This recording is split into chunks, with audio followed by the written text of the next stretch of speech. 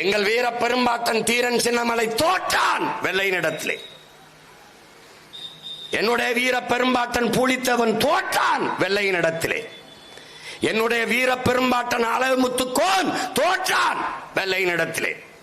இன்னொரு பாட்டன் மன்னர் வீரபாண்டியன் தோற்றான் கட்டபொம்மன் வெள்ளையனிடத்திலே. இந்திய நிலமுழமைக்கும் வெள்ளையனை எதிர்த்து போரிட்ட அத்தனை ஆண் மறவர்களும் தோற்றார்கள். ஆனால் ஒரே ஒரு நிலத்தில், ஒரே ஒரு களத்தில், நான் பிறந்த நிலத்தில் என்னுடைய பாட்டி வேலு நாச்சியார் மட்டும்தான் ஒரு வீர மங்கை மான மரத்தி, அவள் ஒருத்திதான் நேரடியாக களத்திலே வெள்ளையனை பொருத்தி வீழ்த்தி வென்று மறுபடி முடிசூடினார். இதுதான் இந்திய துணைக்கண்டத்தின் ஒப்பற்ற வரலாறு.